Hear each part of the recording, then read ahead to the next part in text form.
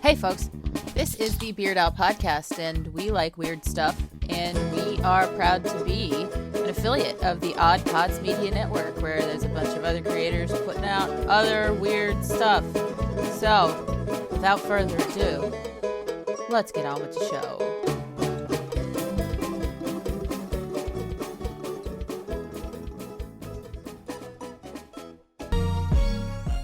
Hey, you there. We've got a question for you. Are you tired of clickbait stories and the loudest voices driving discussions in culture and entertainment? If so, I'm Dylan. I'm Kendall. And I'm Corey. And we host the podcast From the Middle. We're middle-class guys living in the middle of America, in the middle chapters of our lives with points of view somewhere in the middle.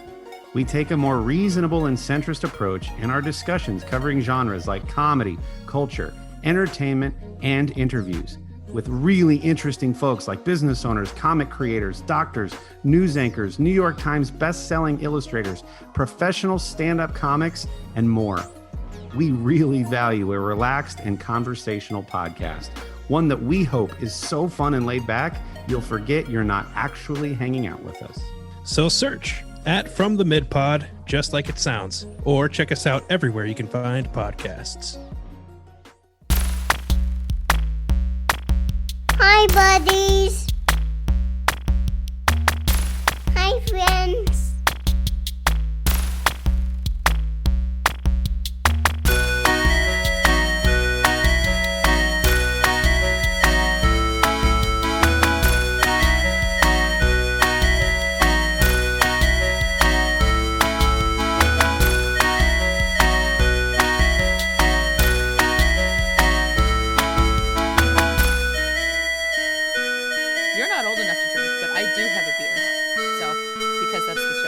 To have one. It's like I'm legally obligated to do so.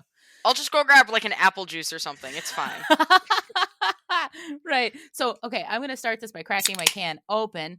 And I want to welcome everybody to a very special episode of the Beard Owl Podcast, the podcast where we talk about two of the greatest things in the world, beer and Weird Al. And this episode is going to be mostly Weird Al, just my beer. Because I have, and I'm picking on you for this, like right off the bat. I have the youngest guest ever on the show, aside from my brother's 3-year-old daughter, who has made an appearance on here. But you're the youngest guest I've ever had. I have a friend of the show, Tyler, who we met on Twitter just through Weird Al stuff. So how are you, my friend? I am living it up right now. I gained the title of college dropout about 2 weeks ago, which is great. No, it's for weird reasons, but I'm back in my little small town for another semester that I hate. But other than that, I'm doing great.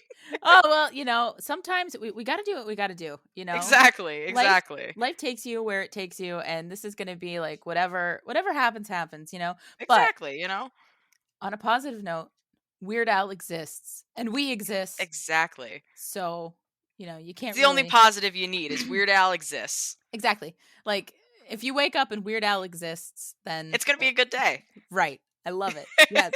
That's the philosophy to have.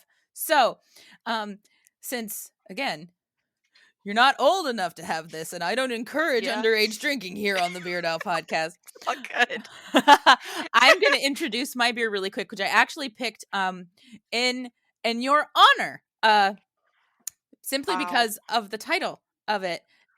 It's from Omegang Brewery in Cooperstown, New York, and it's called Neon Rainbows. Love that. Yeah, I went to the beer store today. I was like, I need to get a beer to have for this, and then I remembered who I was talking with, and I said, that's the one. I'm going to have my Neon Rainbows today, and it's a New England style double IPA, which is a style I know I like. So I was like, this is all going to be good. And what's funny is I'm actually from right around Cooperstown. I didn't know that. I didn't know that. Yeah, I'm like an hour and a half away. Oh, this is so serendipitous. This is beautiful. Yeah. Oh my God. So it really is the perfect beer. It is. Well, when you do turn 21, and if you're only an hour and a half away, visit the Omegang Brewery, because even if you're not a beer person, it's beautiful. They built it like a Belgian farmhouse, and it's gorgeous. It's just a pretty day. So, all right. I recommend going in the autumn time. For sure. But I usually like to let people at the beginning say anything that, I generally talk to podcasters who have podcasters to promote, but you have something really cool that you do. And I was digging into it a little bit today. And first of all, I love the charities that your initiative supports. Thank It's you. all animals. It's all the Yes. the fuzzy little things that I love. So can you tell the folks a little bit about the Charming Otter, which I will link in the show notes? Yeah, absolutely. So the Charming Otter is a little business that I run where I make shirts and apparel and different designs, and all of the profits go towards charity. It's to raise awareness for the furry fandom that does some amazing things for different animal charities. This month, all of our all of our profits are going towards primarily primates, which is a primate. I don't want to say rescue, but they're I don't know how to explain it, but Sanctuary habitat. sanctuary. Thank Yeah. you. Based out of Texas. Oh, So nice. yeah, Gotta help the monkeys. gotta help the monkeys. Gotta help those little monkeys. Oh, that's beautiful. So yeah, like I said, I'll link that in the show notes. I encourage all the listeners to go check that out because I mean, I love what you say on the website too. It's like helping those that really can't help themselves. because Exactly. Animals can't. They can't. We gotta help the kind that can't help themselves. Exactly. And this is a beautiful, like almost disclaimer for the fact that you've got a big, like galumphing dog in the room with you right now named Moose that may make noise during this. So he can't help himself. Exactly. He can't help just being undeniably happy all the time. It's Right on. wonderful. I love it. I love it. And you are also wearing a Weird Al Yankovic t-shirt today. I am. I like This is the 2013 tour shirt. Nice. I don't have that one actually with the magnifying glass in the mouth. Yeah. I bought this one on eBay, ironically, but I had one that I bought at the tour in 2013 when I was 12 that I wore until it literally fell apart on my body. And then I bought another one, so now I can wear it for another 10 years. Until it falls apart on your body. Until it falls apart again on me, yeah. Yeah, that's beautiful. That's beautiful. Actually, if it makes you feel any better, the shirt I'm wearing today is from the Strings Attached tour, which I did see, but this particular shirt I too bought on eBay. Love that. That's awesome. Yeah, that's great. Oh, you know what? I think I forgot to say at the beginning because I was all into stuff. My listeners know this by now. I'm Lauren, by the way.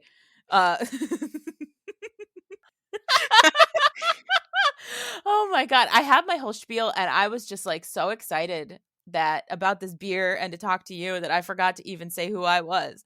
I was like, I don't matter. I'm like the points on Whose Line Is It I don't matter. Anyway? I only host the podcast. Right, It's no. fine. It's my podcast now. Yeah. Oh, you're gonna take over. Good because I'm old. So no. I'm not. I teach college, right? And I know like you're in that age range. Yep. I had a student call me old at the beginning of the semester. Like they weren't trying to be mean or anything. They're like, "Oh, it's so nice to have an older teacher that's been doing this for a while." And I was like, "I'm 35." Like that's still young. Like that's like millennial age. That's only the one generation up from me. Like that's not even that far. Exactly. Like I couldn't have reasonably had you. So like I'm not that much older than you. No, exactly.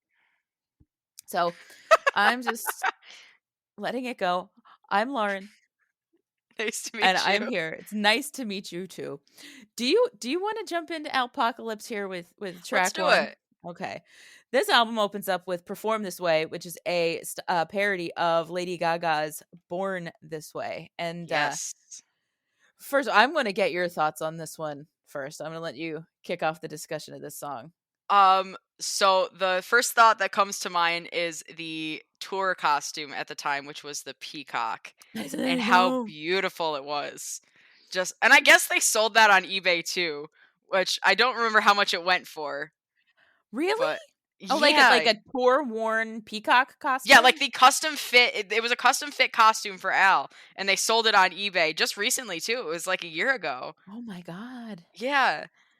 Yeah, I saw that. I saw him wear that. He wore that on the Mandatory Fun tour as well. Did he? Yeah.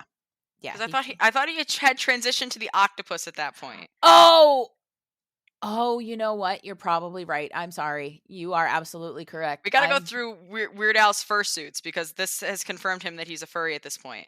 Yeah, that's But true. but yeah, no, the peacock costume is the first thing that always comes to mind with that because it's just so. I give him so much props because it's got to be so hot in there. Oh my God. I know. Well, I met him, it was after a concert, and you know, I could tell that he had showered, you know. Yeah.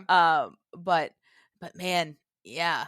Like the fact that he worked and then had to meet people in like a relatively quick turnaround, but it was like, no, like I need to shower before I even meet these people. Of course. I mean, yeah. Even after just like a 2-hour rock concert in just regular clothes, you'd probably want to because it gets hot in there. And then just to add, layers of fur and padding, like, oh God, that's gotta be, even just for like the 3-minute song, it's gotta be awful. Awful. Well, and then of course at some point later on in that show, he had to put on the fat suit. Yeah, you're right. Which is more. It's like so much more padding. And then you got stuff on your face too with the oh God. So many props to that man. I know. I mean, yeah. Props for all the props. You know what I'm saying? Absolutely. Absolutely. Yeah. Yeah, I remember this album came out when this was the first album that I was into because it came out in 2011, so I was 10 when it came out. Oh wow! And I was a child. But I remember just thinking how bizarre the video was. Yeah, it's weird. I mean, things got weirder, obviously, but it's a strange video. It's a very strange video. I am going to go out on a limb here though and say that because this isn't the only time Weird Al is not an unattractive woman. No, you're right. Like he pulls it off. You know, I'm like I'll buy the face. Yes. Like yeah, the head's a little too big for the body that they had it on in the video, so that's kind of jarring, but maybe on purpose. But like the face itself, just outside of it, it's like it's a good face. Yeah, it works. It passes. It definitely passes. Yeah, I'm just saying. I think like No, you're 100% right. He's definitely not an unattractive woman. He's not an unattractive woman. So you heard it here, folks. Weird Al is not an unattractive woman.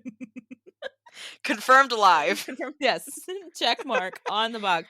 But I think I've said this a couple of times on this show. Like the journey to this song even getting made is something incredible. It really is, yeah. And I guess it just kind of goes to show how much the music industry has changed from like the 80s and 90s, the pre-Tyler days. But like when because I'm thinking back to like the Michael Jackson and parodies and whatever, where the permission went right back and forth, and now it was like had to go through management, and management said no, and then I had to go through Gaga that's herself, and it's yes, it was so many layers. Like it was crazy. So many just unnecessary hoops. And I think if he had just been able to get to Gaga initially and she was just like, yeah, no, I love it, this is great, let's just like yeah, definitely do it. Reminds me a lot of the Iggy Azalea situation that happened for Mandatory Fun. Yeah, very similar to that. Didn't he have to like go find her? Like, yeah, to go hunt her down at a show in like Colorado or something like that. He was like, hey, I got a question. Can I parody your song? Please. I'm Weird Al. Let me do it.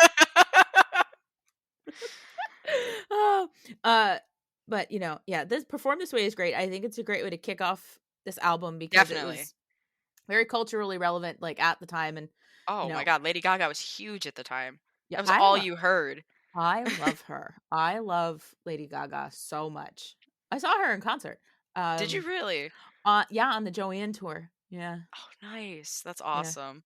Yeah. It was great. I was like in very terrible seats, but it didn't really matter, No, I mean, with that big of a concert, it doesn't matter. It's the fact that you were there. Yeah. And she put on a big enough show that it didn't matter where you sat or where you were. Like she covered the whole, arena. Yeah. It was great. It was absolutely great. I just would have liked to have not been on such a steep incline on the side of an arena because that made me a little, nervous because I was like, I'm wearing heels. Why did I do that? No, look how high up I am. So we got to keep trucking through this album though, because I could talk about Born This Way forever. We're going to hit track 2, which I think for me is my favorite on Alpocalypse, CNR, which is a style parody of the White Stripes about Charles Nelson Riley. Yes. the best. Like, first of all, we don't even know how to start on this. It's just so good. It's so good. Like, when I was in college, I was addicted to the Game Show Network, where they would show the old game shows like from the 70s and 80s. Yeah. And so I watched Match Game a lot, and I saw Charles Nelson Riley with his little, his scarf and his big glasses, and he'd sit up there with like his, his pipe, and he would just, give the answers. He was like, I don't know, but I think it's nipples. And like, that's what he would do. And it was fantastic. And then for Weird Al to basically go and do like a White Stripes style parody, and B, essentially give Charles Nelson Riley the Chuck Norris treatment, where he's just making him the toughest guy in the world. Yeah. Where did that come from? Now, I have a question for you before you even talk further about the song. Did you know who Charles Nelson Riley was, or did you have to like look him up? I had to look it up. I had no idea. So what was funny is I looked it up around the time that I heard the song for the first time. So I was probably 11. And the only connection that I could make, because at the time I didn't know what Match Game was or anything like that. I knew him as the voice of the Dirty Bubble from SpongeBob. Oh my God. But that was all I knew him for. I know obviously more about him now that I'm an adult. But I also find it funny that Al kind of made him into a big burly man, like in the song, like this big tough guy, spit in the wind, tug on Superman caves, but Laura knows you just don't mess with CNR. Yeah. When, if I'm not mistaken, CNR was fairly flamboyant. Super flamboyant. Yeah. Like not saying that you can't be flamboyant and tough, but they typically don't go hand in hand. Mm-hmm. So just the sound of this song is just, from a musician's standpoint, is just incredible. It's so the good. whole album is just incredible, but the sound of this specific song, just, there's something about it, it's just so special. Yeah, his band definitely nails that like whole Jack White like guitar thing. Yeah. Like those little riffs. Yeah. It's great. You get the White Stripes vibe from it without even having to look at the video. First of all, the video is hilarious. The video's great. Like, Charles Nelson Riley won the Tour de France with 2 flat tires and a missing chain. Like, I'm gonna give you my favorite part of the song though, is when he's talking about Match Game, and he's like, and he made the host of Match Game give him a piggyback ride. Yeah, a 2-hour piggyback ride. Giddy up, Gene. And because that's Gene Rayburn, the host of Match Game, and they have him in the video like giving him a piggyback ride. It's great. It's so great. And what's cool about there's a lot actually. There's a video for every track, every song on Alpocalypse. Yep. Yeah, which is interesting because this was kind of born from the internet leaks that came out in 2009. It was an EP that Weird Al did, so there were some tracks that were supposed to be on that. So he's kind of in that, like, this album sort of speaks to how he knowingly evolved his career to the changing media, as it were, right? Because he knew that most of his successful songs up to that point mostly were the ones that had a video to them because it got played on MTV. But now YouTube was the same thing, so it was like, if somebody's going to listen to this, they're going to want to do it on YouTube. And definitely. And YouTubers were like a huge thing when this album came out. Like, and that's when the YouTuber phase was like really first getting started. So it definitely is an interesting thing that it's an interesting thing, and it's also a very smart thing that he made a video for everything that happened on this album. Yeah. And he did the same for Mandatory Fun. Like, it was like eight every it was 8 of them every 8 days, like every day for 8 days. It's like, oh, this man is so brilliant. This is so brilliant. Absolutely, he knows what he's doing. He absolutely does. I'm going to move on to track 3 though, which is this is the funny thing to me too. As I'm looking at this track list, you have CNR and then TMZ. Yeah, all the initials, like right in a row. It's a parody of "You Belong with Me" by Tay-Tay. Yes, Taylor Swift. This song I didn't love initially. No? Because, okay, I will tell you. this album, again, like it came at the right time for you. It came at like a very wrong time for me. Okay. I was finishing grad school in 2011. So I was in grad school for most of this. So like I had too much going on to like immediately devour the new Weird Al album when it came out. Right. So this is the first album since I became a Weird Al fan that I kind of had to retroactively get into. Meaning like my brother and I got our first album was Bad Hair Day. So 1996. So Bad Hair Day, Running with Scissors, you know, Poodle Hat, Straight Outta Linwood, those were all like immediate listen to. And then, you know, things happen, and then it's like Alpocalypse I didn't really listen to until Mandatory Fun came out. So at the time, I wasn't like, didn't love Taylor Swift at the time, because this was like early Taylor Swift career when I was just like, she had that really bad performance with Stevie Nicks, who's my girl, on the Grammys. And I was just like, nope, Taylor Swift, you're dead to me. But then of course she's no longer dead to me because I love what Taylor has been doing lately. So it took me a while to really connect with TMZ, the Weird Al song, but it's funny. It's really funny. It is very funny once you digest it. Yeah, I didn't know much about TMZ, so for me it was just a song about paparazzi and celebrities, which I also didn't know much about because I was 10. But no, this was really the first parody that I would have heard from Al, and how I first like started to understand what he did. And I was just like, my first thought, so my first exposure to Al was the Comedy Central special that he did for Alpocalypse. It was the Alpocalypse tour, but just like smaller bits of it. And my only thought when I watched it the first time, I was like, why is this old man singing a Taylor Swift song? Like, I don't understand this. It took me a while to understand what was going on, but no, he captures it very, very well. And the song is hilarious once you digest the lyrics. Yeah. It's true. It's funny once you digest the lyrics, you know, and it's because like it's little things that all of it draws from, you know, reality. You know, that has happened to celebrities, you know, like make sure you're wearing underwear if you're gonna, you know, fall out of a car, you know. It's like, yeah, you should probably wear underwear. It was like cancel culture before cancel culture was a thing. Yep. And I think it's paparazzi would arguably be worse now, because now we have more access to what people are doing all the time with social media. Yeah, you know, it's you bring up a very interesting point, actually. And I don't know the answer to this. This is one of those like cerebral academic things that's like coming to my mind right now.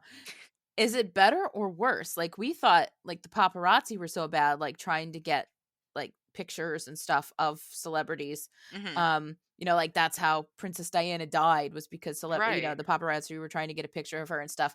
But it was still relatively, you know, controlled, as it were, because like there were photographers that had to sell their pictures to get them somewhere, and they had to have like actual cameras for this to happen. But now like literally anybody can be everyone's the paparazzi now. Yeah, I think I just have to say this out loud. I think the singular term is paparazzo.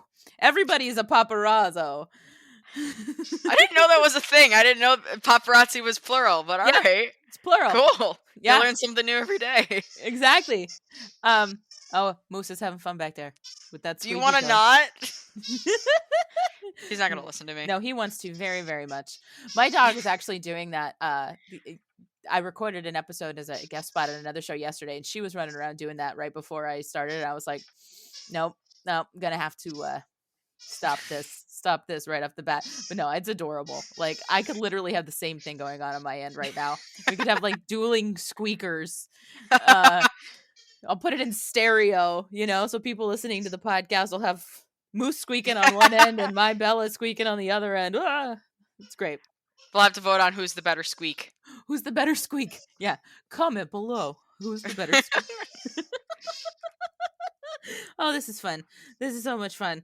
But yeah, like TMZ, it's an interesting social commentary song, which Weird Al does it's more overt in this song than most of the time that he does. But like he's he's always saying something about the world. Like, he's making a point. Yeah. No matter how silly the song is, he's got a point, and there's a point to be made. And this one is like, I love how it starts too, because it's not picking on the big celebrities. It's not the big ones. It's a minor celebrity. You're sort of famous, a minor celebrity, you know? So like, at what point do you have to start watching out for yourself? You know, like, how famous is sort of famous? Where's the line? And that's definitely gotten worse more in modern days. TikTok stars come to mind, you know. Yep. I don't know how you feel about TikTok, but but yeah, no, like these people from the middle of nowhere that are like, yeah, I make 30-second videos that are kind of funny, and now I'm going to the VMAs. Like, yeah, they really got to watch their back. Yeah, first of all, I come from the time where Vine was a thing. Yeah, I grew up on Vine. Okay. Vine is better. Vine was better. 100%. Because Vine kind of stayed with the nerds. Right? Yes. Like, there were just funny Vines. Right? Yeah. Was Damn Daniel a Vine? Damn Daniel with the... Back at it again with the white vans. Yeah, that was Vine. Damn Daniel, back at it again with the white vans. I was like, that's just funny. Yeah. Like, that's just funny. Like, TikTok, I don't understand. This is a very small tangent, but this is what we do here. I don't understand how people can sit there and watch other people dance all day. Like, that's, I mean, it's not all of the app, thankfully, because I'm on a very strange side of it right now, where people are manipulating this old Starburst commercial from like the early 2000s, probably from right around when Alpocalypse came out, actually. Like, and that's the weird side of TikTok that I'm on. So, like, yes, I can definitely understand how people don't want to watch 30-second videos of people dancing. And it amazes me that, like, that's what gets popular on there. That's what I'm saying. Like, I've seen some of the weird stuff on TikTok, and like I appreciate that. I like dog TikTok, you know, where yes. It's like, excuse me, you know, and I'm like, okay, that's funny. Like, okay. I dabbled in the TikTok at the beginning of quarantine last year. As most people did, yes. Would TikTok have even blown up were it not for the coronavirus? No. Right? People were so bored. And that's what made it happen. Look at Moose over there. He's just chilling. He wants attention so bad. He's got that big rope. He's like, I got the rope. Play with the rope. He won't even play with it, though. He'll just carry it around. Yeah. Yeah. Dogs like, I've been trying to get him to tug the whole time so he stops squeaking things, but he won't. No. He just wants to carry it. But yeah, no, the TikToks. Yeah, no, it probably wouldn't have gotten as popular as it did because it started out as Musical.ly, which was even worse. Even worse. Even worse. I know. I got that. I was I didn't do that on purpose. I did now. My brain went there. Yeah. As it should. But yeah, no, people were bored and looking for something to do. And it's terrible how popular and terrible it's gotten. Yeah. Yeah. It's going to be one of those things that I will make the prediction that it will go the way of Vine at some point because people will get sick of it. Probably. Unless it evolves again, like, you know, Facebook evolved from what Facebook was when it started. Right. For better or worse, you know. I don't know. I got on Facebook back when you needed a .edu email address to set up a Facebook account. And the whole platform went downhill in 2009 when they let everybody on. Yeah. That's all I'm going to say about Facebook. Do you want to move on to track 4 of Alpocalypse? Track 4, I believe, is my favorite if we're thinking of the right one. Yes. Yes. Skipper Dan. It's a style parody of Weezer. Yes. Yeah. I have such a love for this song. Do tell. All right, cool. I was this close to being a theater major in college. And my parents didn't let me for good reasons. But it's just basically watching listening to my life story over and over again because now I work a part-time minimum wage job. So like, I understand Skipper Dan's struggles. But no, it's just my favorite. It's so good. It's funny in a way that it relates so closely to my life at the moment. That makes sense. Yeah, that's So- totally fair. First of all, I'm sorry that it relates to your life because No, it's fine. Like, I understand it. but at least you haven't been doing this as long as Skipper Dan has. That is very true. I probably haven't been alive as long as Skipper Dan has, but Right. As long as Skipper Dan's even been the tour guide on the Jungle Cruise ride, you know? Yeah, this was one of those songs that had to grow on me a little bit too. Until like I really sat and like listened to it. It's I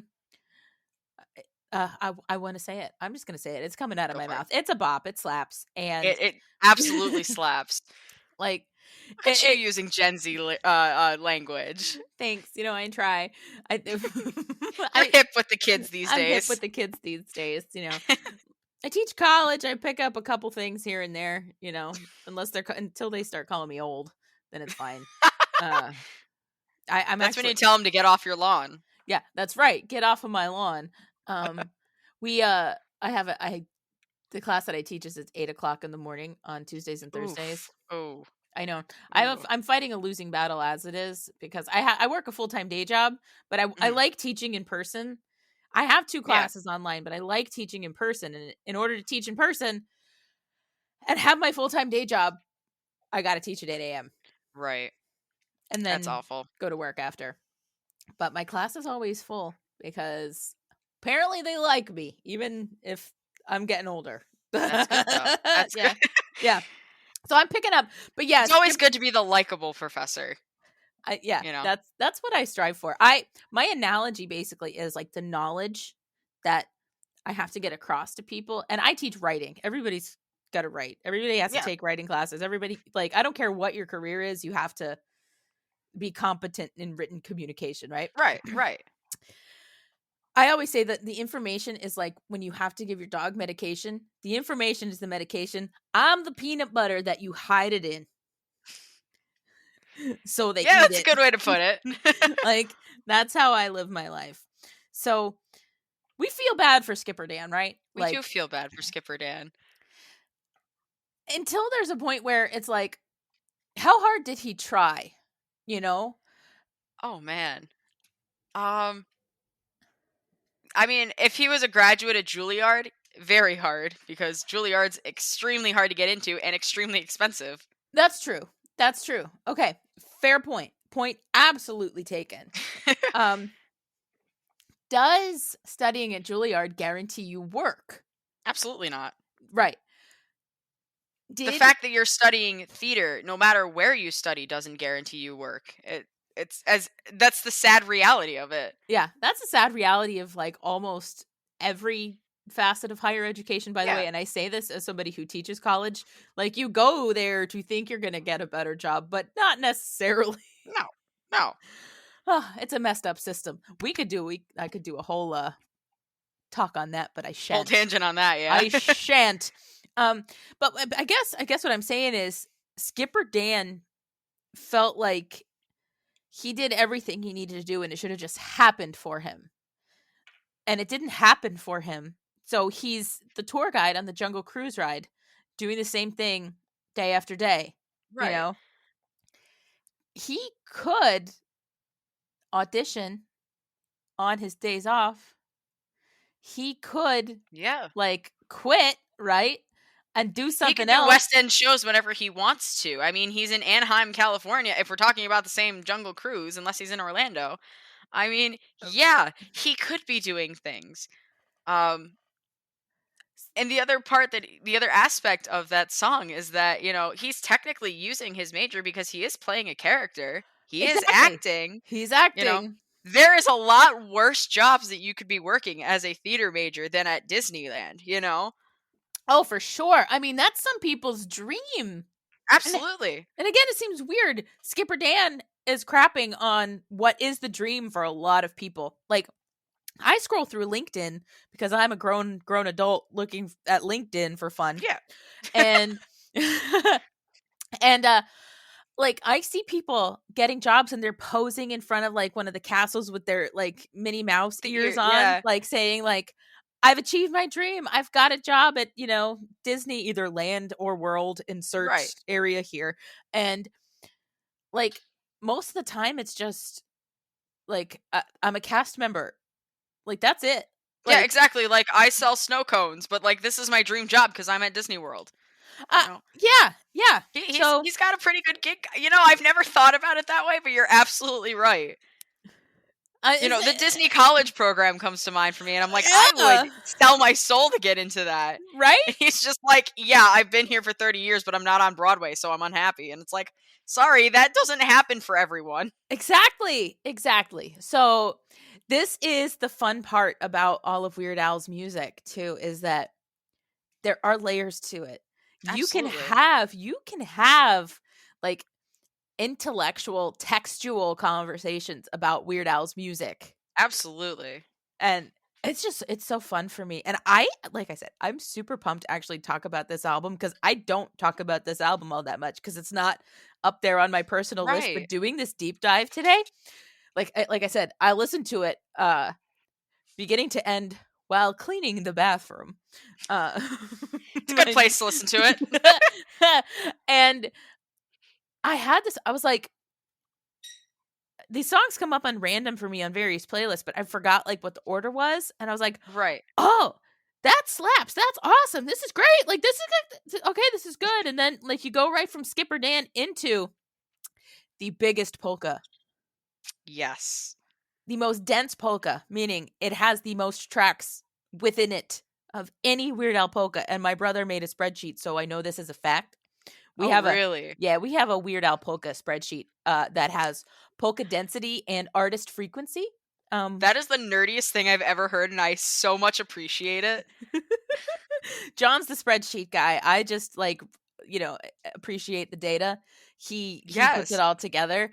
And my brother's wife, my sister-in-law, right? She texted me today because as of our recording this, their wedding anniversary is tomorrow. Oh my gosh. As a gift, she got him a mug like about making spreadsheets, and he got so excited about it that he exclaimed, and I quote, "I love this. I'm going to have to make a spreadsheet about all my mugs now." I love that. So, yeah, Is he an engineer by any chance? Yes, he's an electrical engineer. Yep. My brother does mechanical engineering, so I get it. You get it. Yeah, John's electrical. He's an electrical engineer. So, yeah, that's funny. That's great. I love that you picked that out too. It's like, who are the spreadsheets? So many spreadsheets, yes. So, yeah, we have a polka spreadsheet, and this is the biggest polka.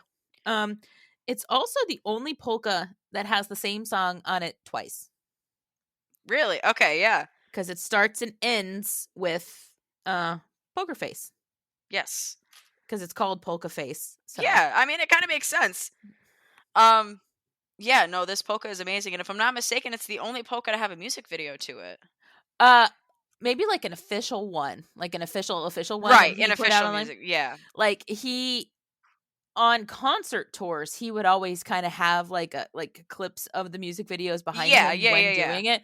But yeah, I think this was like the first like released on purpose for the internet video. And if I'm not mistaken, it started out as like just a fan video that someone did, and Al was like, I like this. Can I keep this? Yeah. So and you gotta love that about him too. It's like, yeah, absolutely. Like, work smarter, not harder. Like if somebody did it and you like it and it's good enough, just roll with it. Let it happen. Yeah, absolutely. Pay your royalties and take it. Pay your royalties and take it. I will tell you that there are some songs on this polka that I don't think I'd ever heard. Yep, same here. I think I've definitely heard them all now, but same.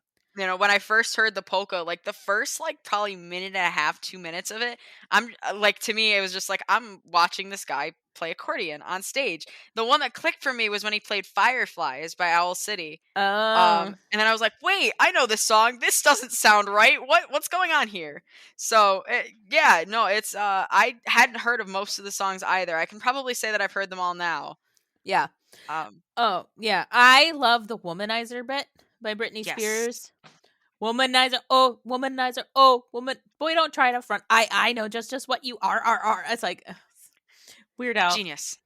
He's the best. He's the absolute best. But yeah, this is definitely a snapshot of the time in music because it covers a lot of genres. And he does something very clever on this that you don't know unless you actually really look into the track listing of this polka. Between Break Your Heart and TikTok, he throws in a little bit of the TikTok polka by Frankie Yankovic. Yes. Which, if Weird Al Yankovic was going to use the TikTok polka by Frankie Yankovic right before a song called TikTok by Kesha, is the appropriate place to do so. Yeah, absolutely. It's just so funny. Like, I know he tries to throw in like different, like, I guess polka songs into the actual polkas. Like, a Beer Barrel polka comes to mind. Yep. This one opens with the Liechtensteiner polka. Yes. So that's fun. That was fun. Yeah. I hope I said that right. It's German. Liechtensteiner. Yeah. Liechtensteiner. Hey, Lama ding dong. We don't know. I'm rolling with it. As my brother would say, commenters commenting in the comments, please tell me how to pronounce the polka that starts polka face, because I probably butchered it and I'm sorry, but guess what? This is my show. So I'm going to say what I want to say. Exactly. Yeah, this is a fun polka. All the polkas are fun. I do have a playlist, and I would encourage like anybody out there to do this. I do have a playlist that's just all the Weird Al polkas and nothing else on it. As you should. It's a vibe. You know what I mean? Like, it absolutely is a vibe. Is that a thing that's said? Like, because I understand what that means. Yes. Right? Okay. Is that a thing that's said? Yes, it's a vibe. Okay. This is fun. This is a lot of fun. Yeah, okay, because it is like to just like go from polka to polka to polka to polka to polka to polka. And if you do them in order, it's very much like a time machine through polka. So through polka and through music in general. Yeah, exactly. Like, yeah, it's great. I would encourage anybody to do that. I mean, it won't take you all that long to listen to. There's like probably like an hour. Yeah, close to an hour. Yeah, about an hour. So if you have an hour, just polka your eyes out. Have a polka party. Oh, God. I'm sorry. I know. Okay, I was trying to think of a clever one, and I just can't. No. I will take the eye roll and accept that. And I will own that. Take it as a compliment. It is 100% a compliment. Yes, and because we gotta move on to Craigslist. All right, let's move on to Craigslist. Track 6 is Track 6 is Craigslist, which is a style parody of The Doors. Yes. All about Craigslist. We did a whole episode on this song already. So I'd love to hear what you think about Craigslist. Not the website, the song. Oh, okay. I mean, I could talk about both. But no, the actual song, I mean, it's kick ass. Like, he nails the style of The Doors perfectly, and I think that's because he had a member of The Doors, there. He did, Ray Manzarek. This was one of the last things Ray Manzarek did before he died. Yeah, that's like sad. It's sad, but it's also gets you thinking like, one of the last things this man did before he left this earth was record with Weird Al. Yeah, exactly. Exactly. Yeah, no, it 100% captures like almost the creepiness of Craigslist and just buying online used in general. Yeah. Like, as we sit here in our t-shirts that we bought off of eBay. Yeah, well, okay, so eBay is special because you don't actually interact with that person like in person. Craigslist, you usually, you met up in some like sketchy parking lot in like the back of Walmart, and like here's a trash can of styrofoam peanuts, but you don't get the trash can. Like that's things that happen. It is things that happen. Something interesting that I don't think he didn't cover in the song was the hookups that happened via Craigslist. So yeah. Yeah, and that's because he's Weird Al. So like I mean, he definitely kept the family-friendly vibe, and I appreciate that. But he winked at it with the missed connections. Yes. You know, because like the missed connections is kind of what lead you to the hookups that might happen on Craigslist. So he gave a nod, a tip of the cap to yes, he did it very well. Craigslist hookups. The video is fantastic for this one. Yes.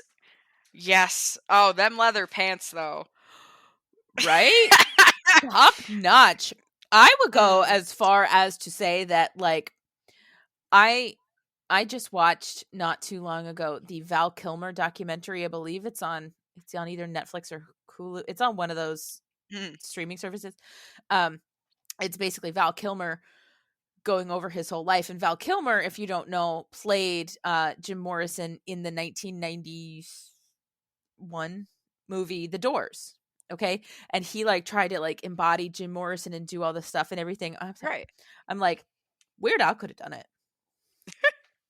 That's all I'm saying. Weird Al could have done it. I'm an advocate for Weird Al playing any part in any movie. Yes. Absolutely.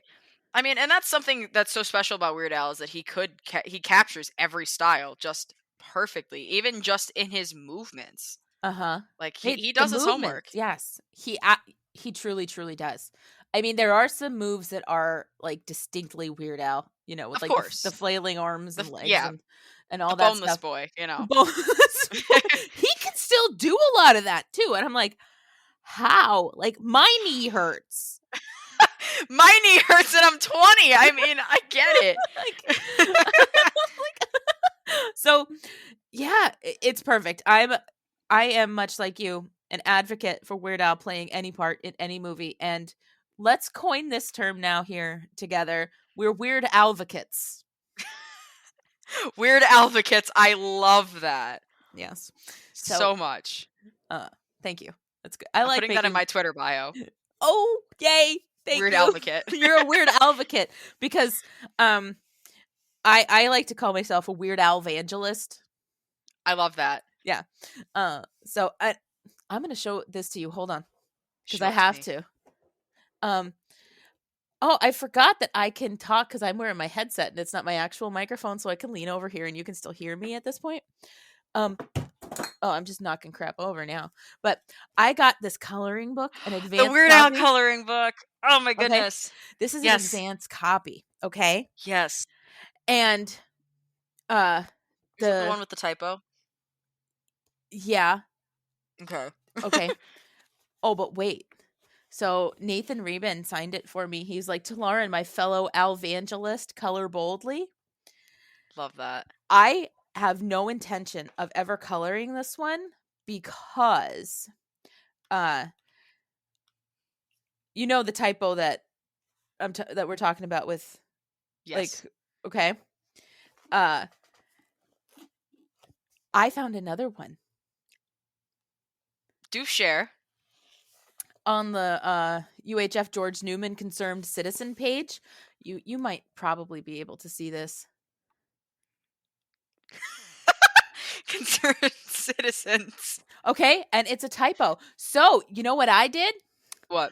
I shot my pal Nathan Rabin a message saying like, hey, is it too late to let you know about a typo? Because this is still a proof. Like, this is not, right? So things can still be fixed from a print proof. He's like, no, it's absolutely not too late. Thank you for pointing this out. You found one that even Al didn't. Oh, look at you. And I'm like, that's right. That's right. I did that. You out-nerded the nerd. The king of nerds. I know. And I had this moment where I was like really, really proud of myself, but also like I bested my hero in this one small area, but I feel like that shouldn't have happened. Like I can't be better than him in any way, shape, or form. And he missed this one, but I didn't. Dude, and it was like 12:30 at night on like a Friday. I had a bunch of wine and I'm flipping through this book and I was like, citizen, that's not right. Oh, this is so fabulous. So I'm anyway, still waiting on my copy. I have the actual. Well, I'm going to be getting the actual. You copy 'cause pre-ordered? I did. I helped with the Kickstarter. Yeah, me Hey. too. Yay. Me too. Yeah, so Nice. I was going to say I have official copies coming too because I don't intend to color this one with the mistakes and stuff. For obvious 'cause reason. It's like it'll be a hot eBay item someday. after I die, or as my mother likes to say, upon my demise, this can be sold for a fortune. But I will hold on to this until I cannot hold on to it anymore. So anyway, yeah. So we both supported the Kickstarter. So yay, Nathan Rabin. Sorry for calling out your typo on my podcast, but it was a proud moment for me. So I'm gonna revel in it. But look at it this way: you've got 2 Kickstarter supporters here talking about it. So like, it don't bother us none. I think it's awesome. I want a copy with the typos in it. Right? Yeah, the second hardest man in show business. I just think that one's beautiful. It is beautiful. That's why I was like, once I saw that typo happen, the living with a hernia, it accidentally says the second hardest man in show business instead of the second hardest working man in show business, which is hilarious because like it's a boner joke, but also Weird Al's in it, and I'm like, this is everything that I've ever wanted in my entire life. my entire life. So I'm not coloring this one. This one is I'm just gonna hang on until I get my regular copy, and then out come the colored pencils. Absolutely. We got to keep going. Let's keep going. Track 7, Party in the CIA. But beautiful. It's a parody of Party in the USA by Miley Cyrus. Yes. Yes, it is. What do you think about this one? I just want your... How do you feel? I mean, all right, so... I love every track you've asked. How do you feel about this one? I'm just like, I love this one. Right? But like, there's no track that I necessarily dislike on Alpocalypse. There's ones that I definitely like more than others. Party in the CIA. Yeah, I really enjoy it. I think lyrically it's one of Al's stronger songs. I also think it's great that he can now say that he's parodied father and daughter. Isn't that cool? That is cool. And this was right before Miley Cyrus had like what I call her breakdown period. Yeah, you know, right where before she was the working on Robin Thicke. Yeah. That was that was a lot. I remember watching that happen at 13. I remember watching that happen at whenever that happened, whatever age I was when that happened. But I watched that happen when it happened. Yeah. Oh god, the striped suit, and she's wearing this latex thing with a big foam finger twerking on him. I don't understand. I mean, I have a whole theory about that whole breakdown, and that was that she was trying to get out of her contract with Disney, and the only way to do it was to give it a not Disney-like image, and that's kind of why she's went back to the more innocent look now. That's a good point. That's a good point. I like that it was like an intentional quote end quote breakdown just to say like, look, I just want to be able to do what I want to do instead. Right, exactly. The only way to get out of the contract with Disney was to do not Disney-like things in the public. Interesting. But this is all just theories. I mean, I like it as this. I mean, it's a solid theory. It's a good conjecture. It's not implausible. Yeah, it makes definitely sense to me. This is all very. Yeah. Very and for me, like this was still like almost Hannah Montana phase too. Party in the CIA. Yeah, well, Party in the USA, I mean. It's like still when she Yeah. Hannah Montana doing Party in the CIA. Just having all the little 6-year-olds being like, what's a cyanide pill? Like, yeah. Mommy, can I have some cyanide, please? Hannah Montana said it's okay. Yeah. We'll have a waterboarding session. Oh, God. Oh, yeah. I will tell you this much. I enjoy Party in the USA and I enjoy Party in the CIA. I think I appreciate them both like equally. They both have something that I enjoy about them, which can't be said about every Weird Al parody. Oh, absolutely. Exists. But like, I love the way Party in the USA opens. You know, I hopped up the plane at LAX with a dream and a cardigan. I'm like, yes, I would have a cardigan on a plane too. Yes. Like, okay, that's relatable content, you know? Whereas, you know, Party in the CIA is I flew into Langley recently with a plain and simple dream. And it's like, okay, that's not as relatable as having a cardigan on an airplane, but I'll hear you out. How does this go? You know, it's a party in the CIA. And this sounds like a very sloppy CIA agent to me. Yes. It sounds like if Skipper Dan became a CIA agent, like doesn't want to be there, but is there because he needs to make a living. Yeah, even though it was his plain and simple dream, he's like, "Oops, I got the wrong guy. Oh no, it's fun." So you know, it's good. It's good. I have no issues with Party in the CIA. No, not at all. I genuinely enjoy it. Not a favorite, but definitely not a least favorite. Exactly. And so I think that's good enough for us to there. move on to Ringtone. Ringtone. Which is supposed to be a style parody of Queen. Really? That's what it says not on know the that. internet. Yep. Yeah. I don't get that vibe from it. If I'm being 100% honest. I don't either. Like, if I hadn't like had it in my intellectualized the fact that is what it's supposed to be, I wouldn't have felt that vibe either. Yeah, this is the first time that I'm hearing that it's supposed to be a Queen style parody, and it's just like not lining up for me. Like, no, that's okay. And so we can which is fine. Like, it's a Weird Al original. Like, you know, no biggie. Yeah. But like, yeah, definitely don't get the Queen vibe from that. It's so weird how dated this song is. Oh my god, yeah. Yeah, how nobody has ringtones anymore. No, like my phone is never not on silent. No, seriously, yeah. You know, in the early like 2000, like when this song first came out, because I believe this is one of the internet leak songs. Yeah.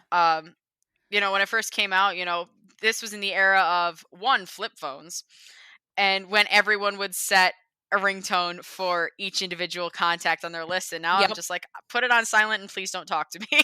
Yeah, pretty much. So, and it's amazing because it's only like what, 10 years old? Yeah, 12 years old, something like that. It's amazing. I mean, the song is still great. The outro is hilarious. You know, where he lists all the different types of people that hate his ringtone. You know? Yeah. And the fact that the part that always gets me, and I don't even know why. It just hits my funny bone in a really weird way, where he goes, "Muslim women in burqas, they hate my ringtone." I'm like, okay, that was like, that's just a lot to like say that like they hate your ringtone. Like, he's just listing all these different types of people that hate his ringtone. Yeah. All of them.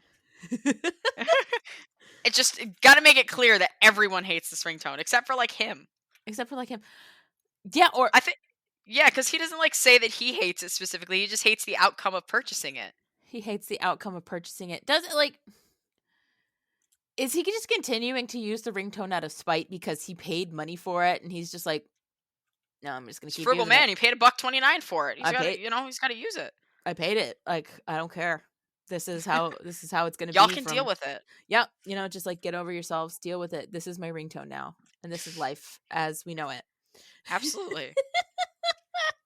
See, and I'm telling you straight up that after Party in the CIA, this album goes for me, like, downhill. No, I 100% agree. Which is why I didn't have a problem with us talking a little bit longer about some of the earlier tracks, because I was like, we're going to blow through some of these last ones because it's like, nah. Yeah. I think they're not bad. You know, I'll take a Weird Al song over a song by almost anybody else, almost any day of the week. Oh, absolutely. I would rather listen to the parody any day. Yeah. But, you know, if given the choice between this parody and that parody, you know. Exactly. So I'm like, which brings me to another tattoo parody of Nothing on You by B.O.B. featuring Bruno Mars. Yes. I hadn't even heard the original song until like 5 years ago. Like, I didn't even know this was a parody for the longest time. Oh, really? Like, I shouldn't say that. I knew it was a parody, but I had never heard the original song until probably sophomore year in high school. Okay. You just yeah. you didn't care to. Like, there's no reason. Not usually my style of music, so No, mine it's either. just yeah. Yeah, no, it's not one of his best, but I don't hate it. No, it's funny. Like the types It of is funny. things that he has tattooed on him. Like, there's a Boba Yes. Fett. He's playing clarinet.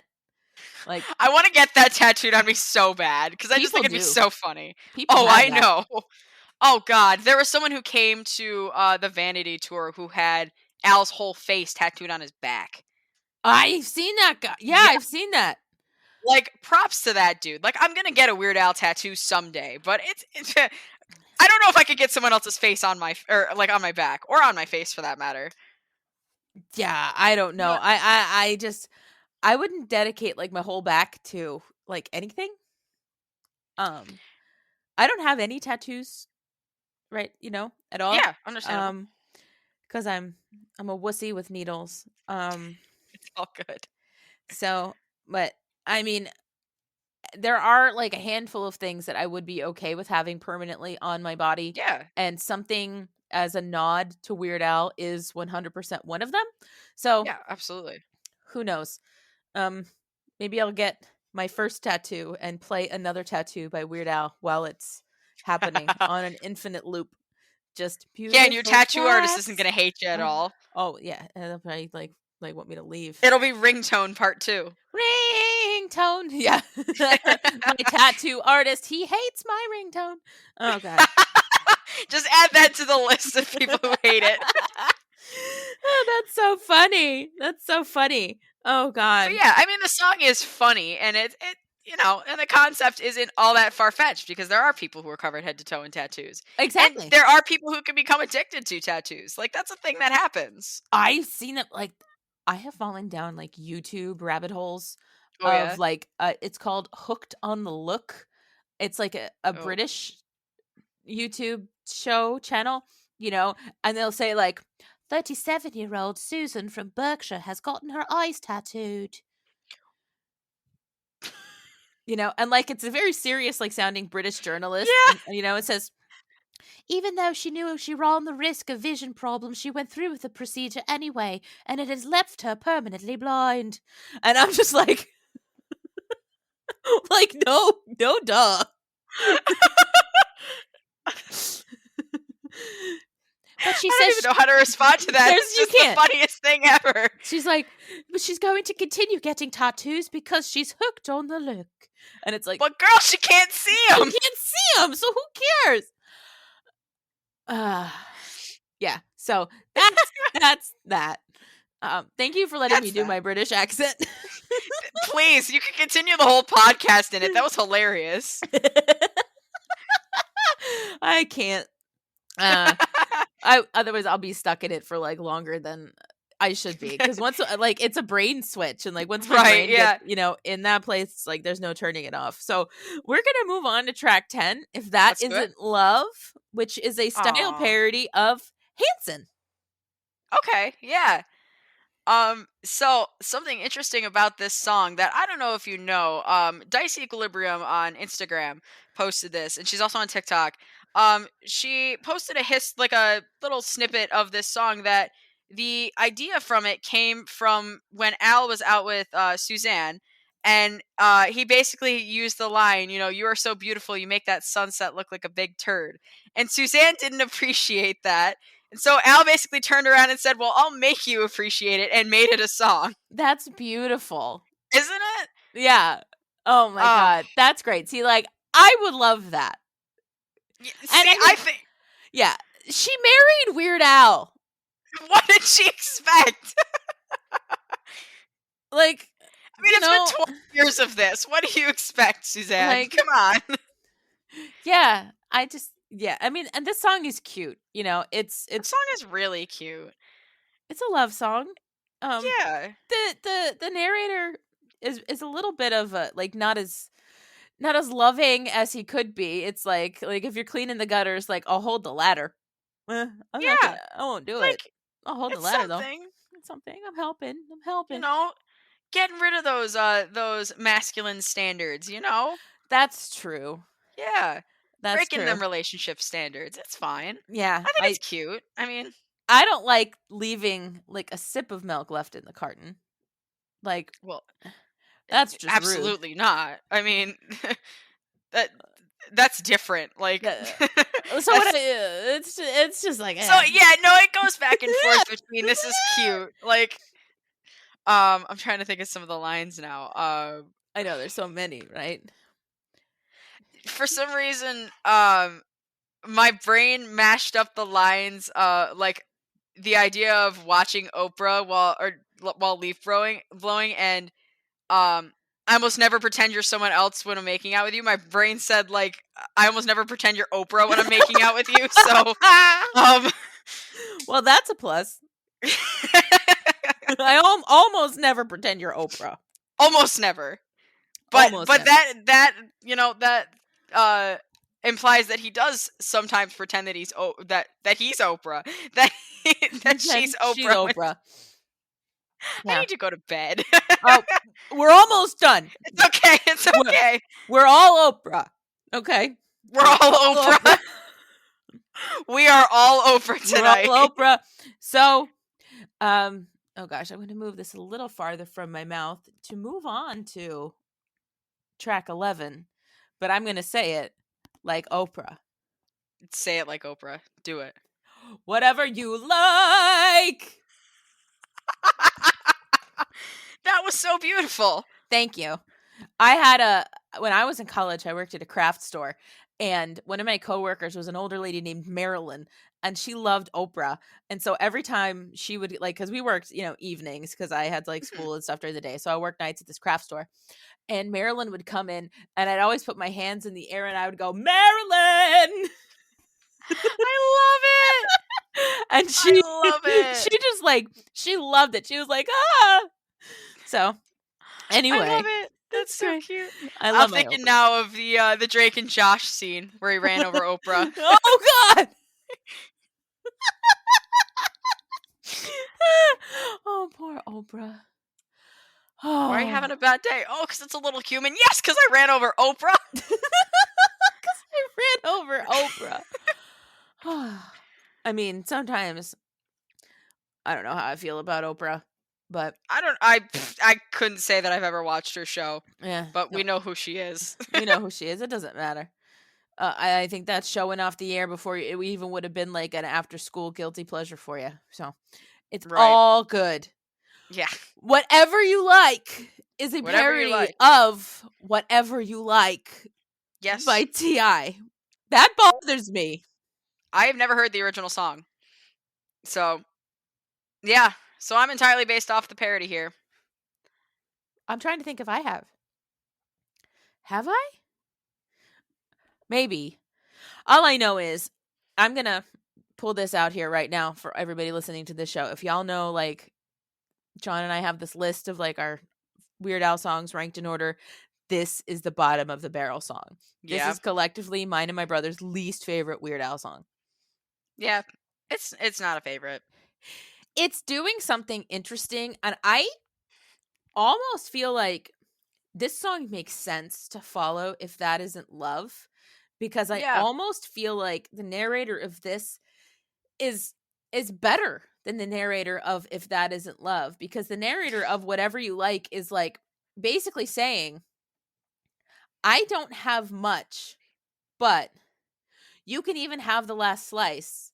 Baby, you can have what I have. Yeah. You can have what little I have.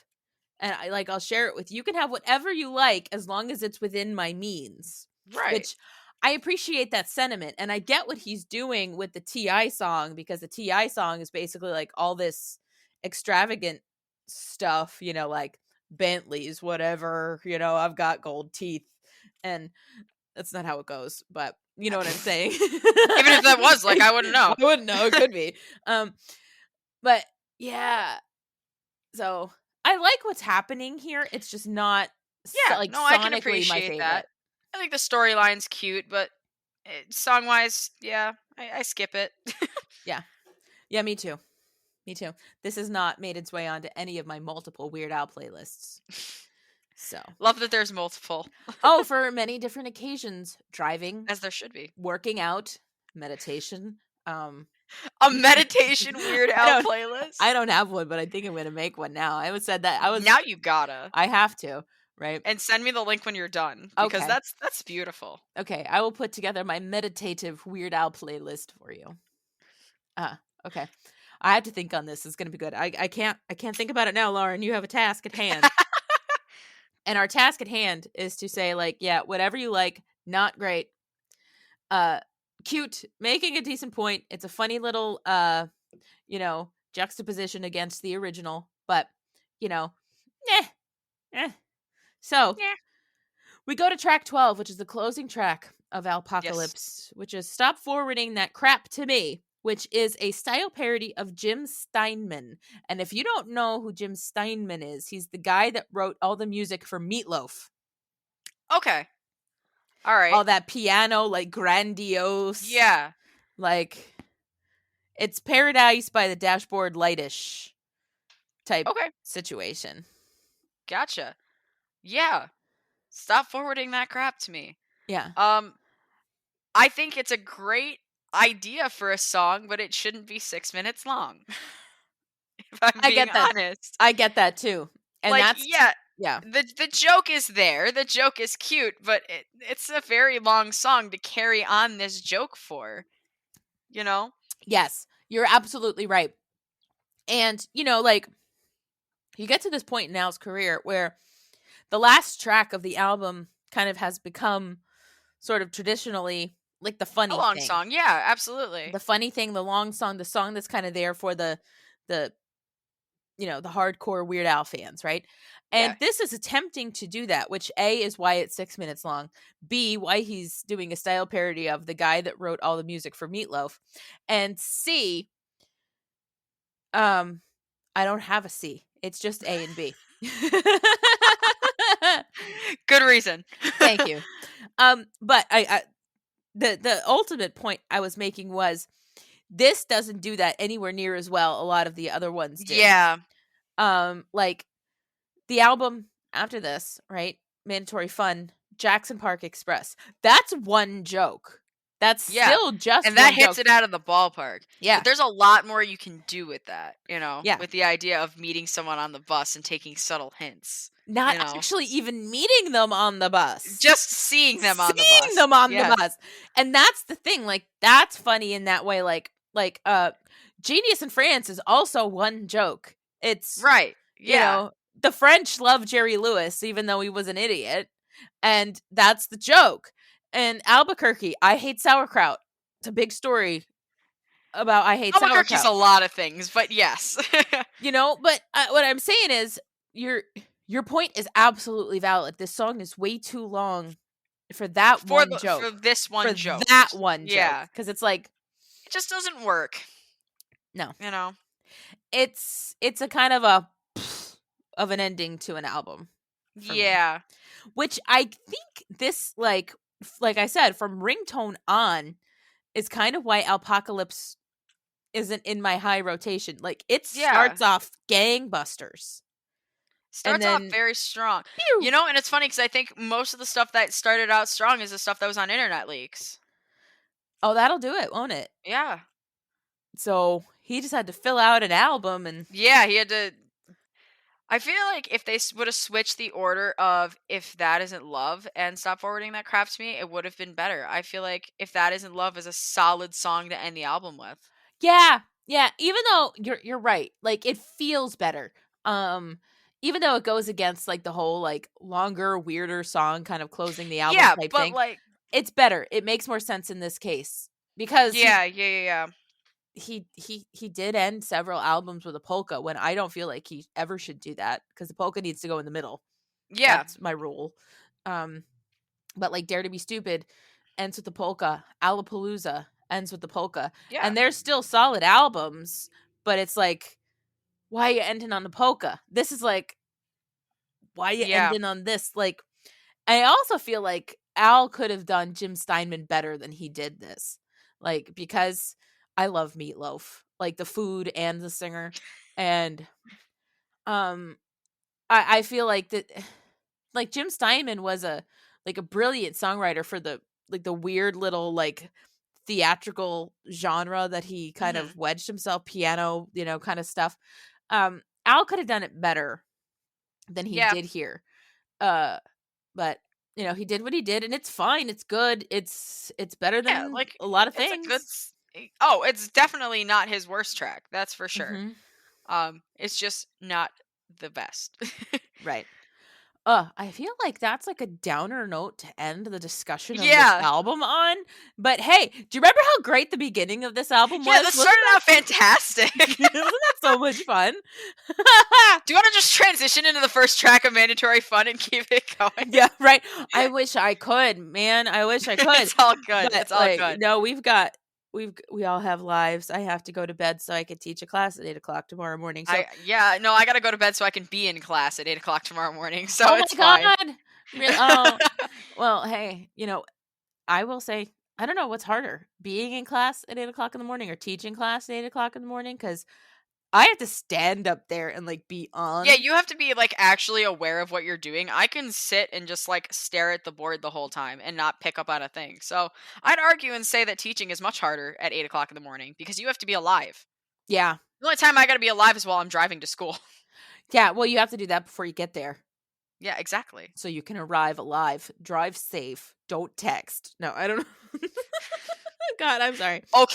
Okay. Thank you. So we're going to wrap this up. I'm going to put a pin in this. Thank you so much for talking with me today, absolutely. Tyler. Thank you for having me. This was a blast. I'm so glad. And like, if you ever have any like other Weird Al topics that you wanted to, talk about, I would like to maybe at some point dig into like his costumes with you. I would be so down. Like, we could do a deep dive into like what he wore in various concerts and like the costuming. I'm so down. that could be a lot of fun. Okay, we'll talk about it in 2022, because I got things. But I think that's a wonderful idea. So yeah, definitely. Once again, I will put a link in the notes, the show notes to this episode for the Charming Otter. The beautiful stuff that you're doing for the beautiful, beautiful animals and all that wonderful, amazing things there. Anything else you want to say to close this for the people? Follow me on Twitter at StatusFerret. Okay, will do. I will put that in the show notes too. Yeah. Awesome. Okay, absolutely. Okay, well, Tyler, this has been so much fun. Thank you so much. And absolutely. Yeah, this has been a blast. Yeah, we'll stay in touch. This has been Alpocalypse on the Beard Al Podcast, and we'll come at you again next time, people. Bye, bye, bye, bye, bye. Goodbye. Yeah, bye, bye, bye, bye, bye. Like that.